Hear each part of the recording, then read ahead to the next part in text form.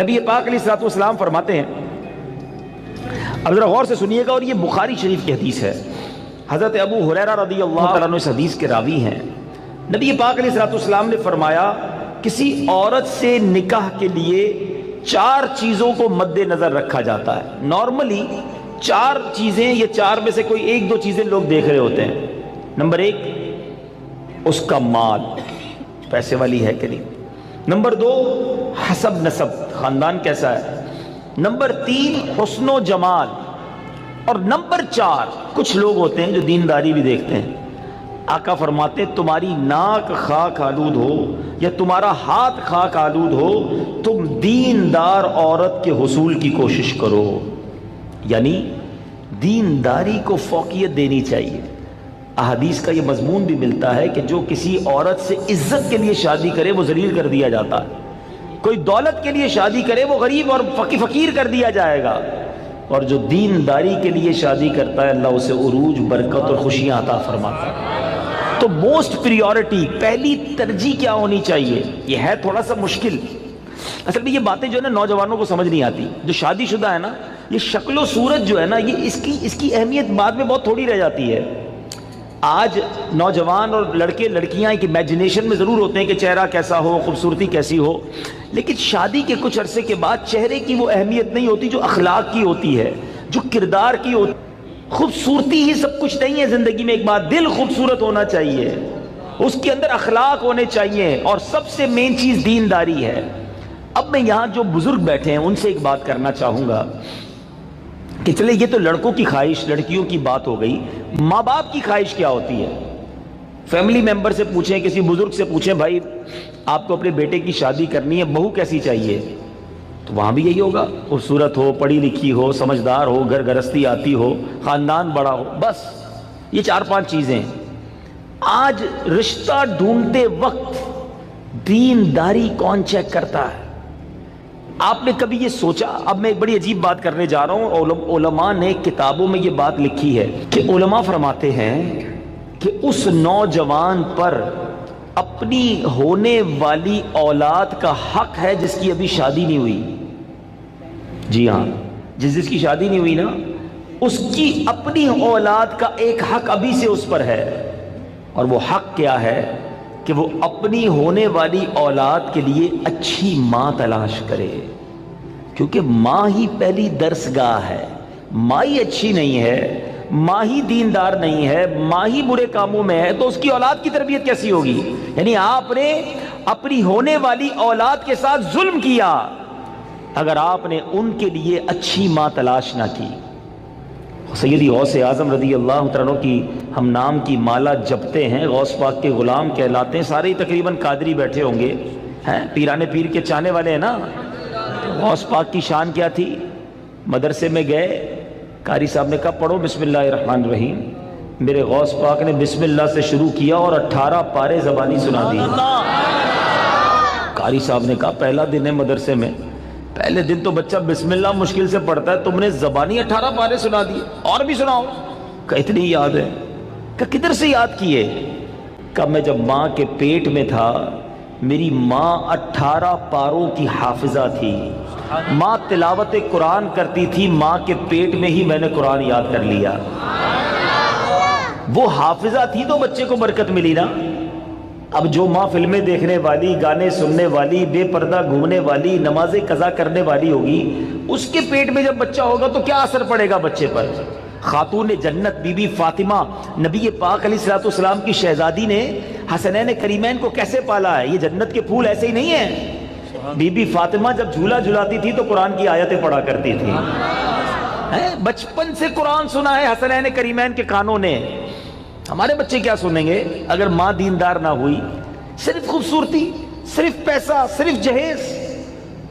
نہ کریں ایسا، وہ بچے بھی نہ کریں ایسا، اور ان کے ماں باپ بھی نہ کریں ایسا۔ سب سے پہلی چیز رشتہ کرنے سے پہلے جو دیکھنی ہے وہ اس کا عقیدہ دیکھو، اس کے ایمان کیسا ہے۔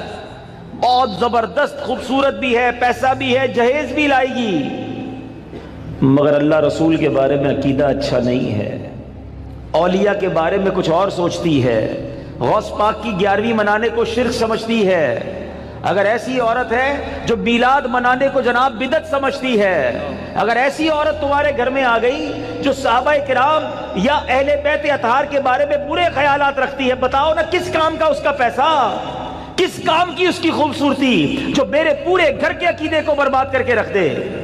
اس باپ پر تف ہے اور اس نوجوان پر بھی تف ہے کہ جس نے شادی کرتے وقت یہ نہ دیکھا کہ میری ہونے والی جو بیوی ہے اس کا عقیدہ کیا ہے، اور پھر نماز پڑھتی ہے کہ نہیں، پردہ کرتی ہے کہ نہیں۔ ارے اگر بے نمازی اور بے پردہ عورت تمہارے گھر میں آتی ہے تو وہ کیا بچے کی تربیت کرے گی، اور تمہارے آئندہ آنے والی نسلوں کا کیا ہوگا۔ اور اسی طرح جو میری بہنیں مجھے سن رہی ہیں، اور وہ مائیں جو مجھے سن رہی ہیں، وہ والد جو مجھے سن رہے ہیں، کہ جو اپنی بچیوں کے لیے رشتہ تلاش کر رہے ہیں، کیا دیکھتے ہیں؟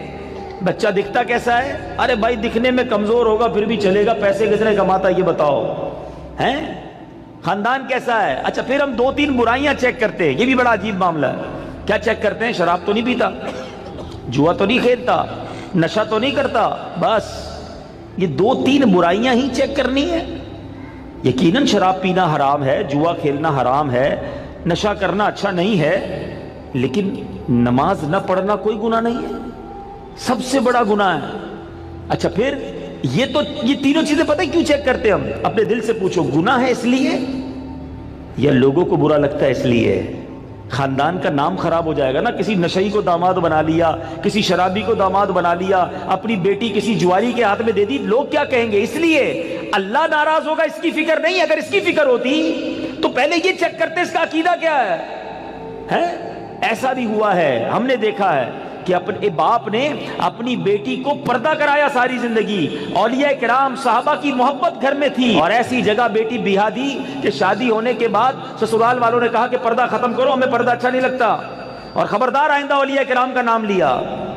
اب باپ سر پکڑ کے روتا ہے، پتہ نہیں اپنی بیٹی کدھر دے دی۔ اب خیال آیا تمہیں، پہلے نہیں سوچنا تھا؟ رشتے میں سب سے پہلے عقیدہ ہے، مگر جو کسی کا آقا ہو اس کی تربیت ایسی کی جا رہی ہے تو مجھے بتائیے آج کا ملازم ہمارا غلام تو نہیں ہے نا؟ آج تو ہم نے اس سے ایک وقت کا اجارہ کیا ہے کہ جناب آپ 8 گھنٹے کے لیے میرے پاس آئیں گے اور پرٹیکولرلی یہ کام کریں گے، جو کام دیا میں اس سے وہ کام لے سکتا ہوں، نہ میرا وہ زر خرید غلام ہے، شام کو جا کر وہ کچھ بھی کرے اس کا میرا کوئی کانٹریکٹ ہی نہیں ہے۔ مگر اس کے باوجود جو آج ملازمین کے ساتھ سلوک کیا جاتا ہے، غلام کے ساتھ اچھا سلوک کرنے کا اسلام درس دیتا ہے، تو ملازمین کے ساتھ تو اس سے بڑھ کر اچھا سلوک کرنا ہوگا نا، کیونکہ وہ تو غلام بھی نہیں ہے۔ مگر آج غریب ملازمین کے ساتھ جس طرح بعض لوگ بیہیو کرتے ہیں، میں ایسا نہیں کہتا کہ سارے لوگ کرتے ہیں، ماشاءاللہ کچھ ہم نے دیکھا، چاہے وہ فیکٹری اونرز ہوں یا مالکان ہوں کاروبار کے، وہ بچوں جیسا سلوک کرتے ہیں، اور کرنا بھی یہی چاہیے۔ وہ غریب ہے تو اس کا مطلب یہ نہیں کہ اس کے پاس دل نہیں ہے، اور اسلام ہمیں حقوق بیان کرتا ہے اور ہمارے صحابہ نے اس کو کس طرح امپلیمنٹ کیا۔ اب یہ ایک بات ذہن میں رکھنی ہے، نبی پاک کی ایک حدیث یاد رکھیے گا، میرے آقا علیہ الصلوۃ والسلام فرماتے ہیں من آذا مسلمن فقط آذانی ومن آذانی فقط آذ اللہ، جس نے کسی مسلمان کو تکلیف دی۔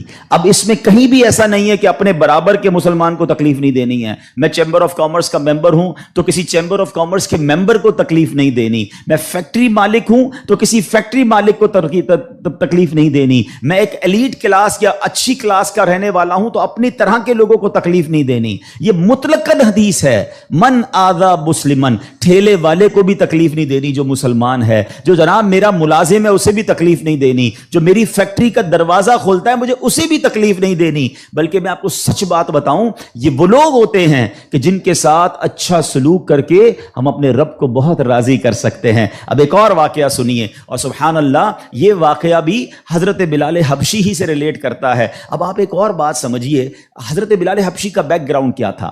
حبشہ جو ہے وہ ایتھوپیا کو کہتے ہیں، آج کل وہ ملک ایتھوپیا ہے، ٹھیک ہے نا؟ اٹ مینز وہ افریقن تھے، عرب کے اندر ایک افریقن غلام کے طور پر وہ آئے تھے، اور آپ نے بہت ڈیفیکلٹ لائف اسلام کے لیے گزاری۔ جو آپ کا آقا تھا نا امیہ، میں نے وہی کہا کہ باٹ کر لیتے تھے، خرید لیتے تھے، وہ بہت سخت اسلام دشمن تھا.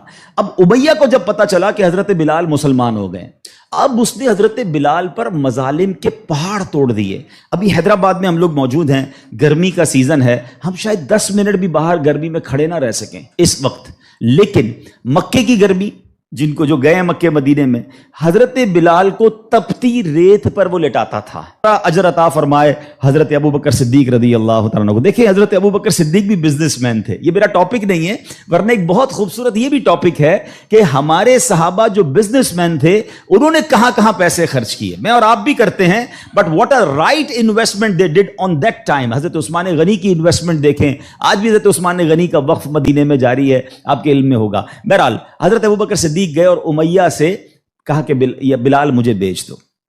اب امیہ جو تھا نا وہ بڑا شیطان تو تھا ہی، اسلام دشمن تھا. حضرت بلال سے اس کا بغض کی وجہ بھی یہی تھی.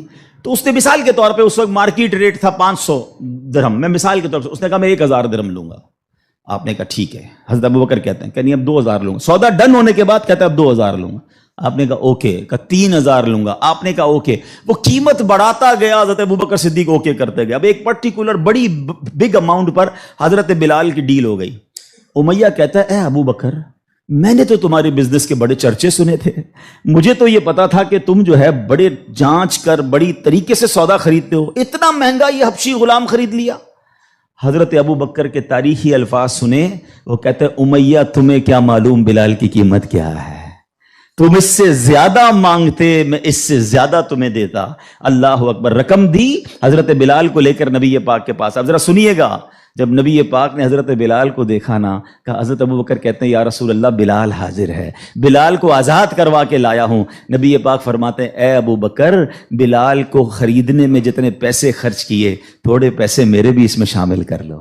اتنا پیار. اور حضرت بلال کے اس بیوٹیفل ڈیل میں حضرت ابوبکر نے کہا حضور میرا سب کچھ آپ ہی کا تو ہے، اگر میں نے کچھ خرچ کیا تو حضور یہ سب آپ کا ہے. اب حضرت بلال کا یہ بیک گراؤنڈ تھا، یاد رکھیے گا. اب مکے میں بڑے بڑے سردار بھی مسلمان ہوئے. آپ سب کو یاد ہونا چاہیے اسلامی تاریخ کا ایک ٹرننگ پوائنٹ تھا، اور وہ ٹرننگ پوائنٹ تھا فتح مکہ. ٹھیک ہے نا. فتح مکہ سے پہلے 10,000 لوگ مسلمان ہوئے. میں تھوڑا سا 1-2 منٹ میں تھوڑا سمرائز کر دوں تاکہ آپ میرے ساتھ اور انوالو بھی ہو جائیں، اور یہ تاریخ پتہ ہونی چاہیے. فتح مکہ ہوتی ہے 10 ہجری میں.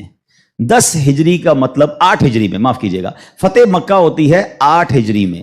8 ہجری کا مطلب ہے کہ نبی پاک علیہ الصلوۃ والسلام نے جو 40 سال کی عمر میں اسٹرگل آف اسلام شروع کی، اس کے 13 سال مکے میں گزارے، 8 سال مدینے میں گزارے. 13 اور 8 کتنے ہو گئے؟ 21 سال. 21 ایئرز میں 10,000 مسلمان ہوئے تھے.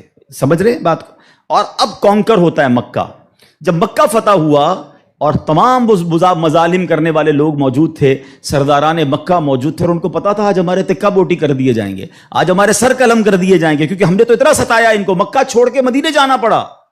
مگر اینڈ آف دا ڈے جو نبی پاک کا شاندار فیصلہ تھا کہ آپ نے سب کو معافی کا اعلان فرما دیا. یہاں تک کہ صحابہ کرام کی جن پراپرٹیز پر مکے کے کفار نے قبضہ کر لیا تھا، میرے آقا نے کہا وہ پراپرٹیاں بھی تمہیں ہم واپس نہیں لیں گے، وہ بھی تمہاری ہو گئیں. اس معافی کا فائدہ کیا ہوا یہ سمجھنا بہت ضروری ہے کہ 10,000 مسلمان ہیں 21 سالہ کوشش میں، اور سن 10 ہجری میں آفٹر 2 ایئرز جب میرے آقا فتح مکہ کے بعد حج فرماتے ہیں، جس کو ہم حجۃ الوداع کہتے ہیں، اور خطبہ حج کے موقع پر میدان عرفات میں 1,24,000 صحابہ کرام ہوتے ہیں.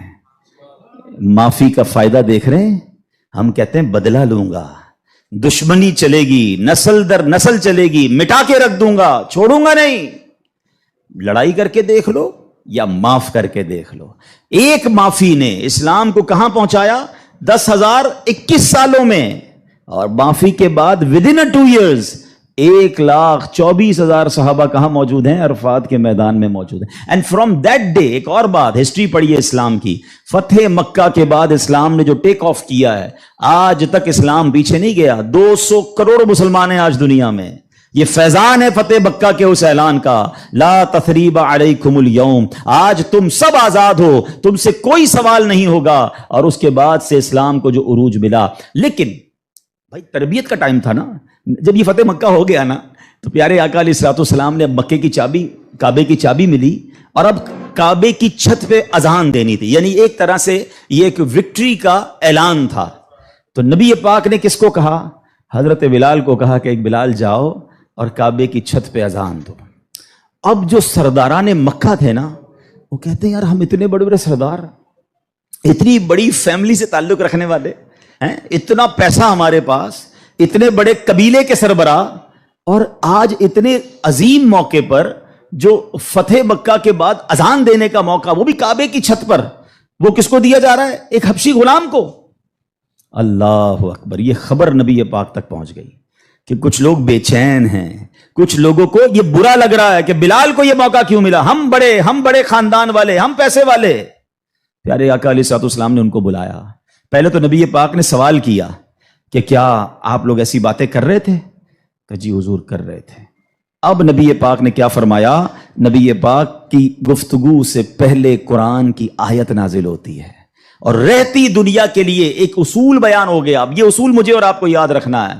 اللہ کریم قرآن میں ارشاد فرماتا ہے انا اکرمکم عند اللہ اتقاکم، فرمایا بے شک اللہ کے یہاں تم میں زیادہ عزت والا وہ ہے جو تم میں زیادہ پرہیزگار ہے۔ یہ وہ فارمولہ ہے جو مجھے یاد رکھنا ہے۔ پیسے والا زیادہ عزت والا نہیں ہے، جناب میں فلاں چیمبر کا صدر تو وزیر نائب صدر تو فلاں علاقے کا ہیڈ تو جناب قومی اسمبلی کا ممبر تو منسٹر یا جناب مل اونر، نہیں، فلاں خاندان میرے سر نیم میں یہ نیم لگتا ہے جس کی وجہ سے میرا بہت بڑا خاندان ہے۔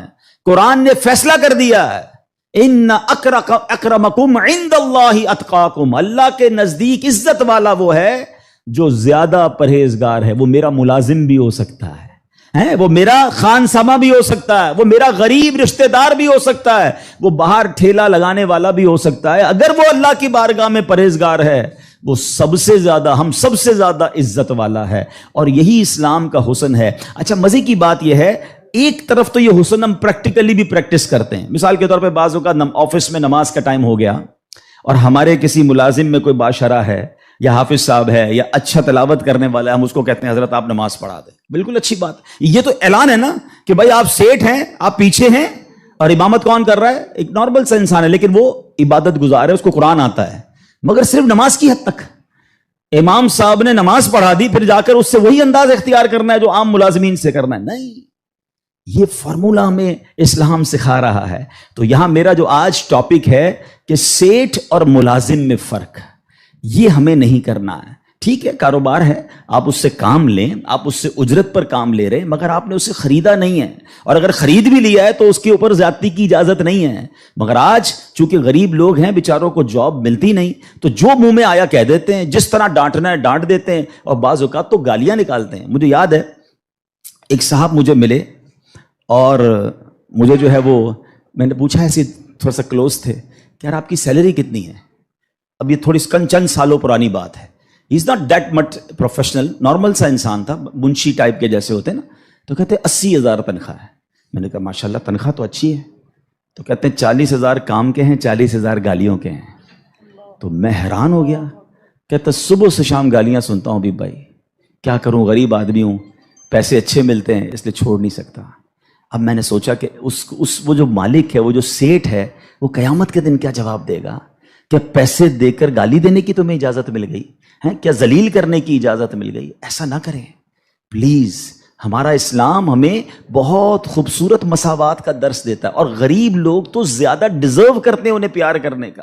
نبی پاک علیہ الصلوۃ والسلام کو، اب میرے آقا کا انداز دیکھیے گا، صحابہ بھی تو غریب تھے نا۔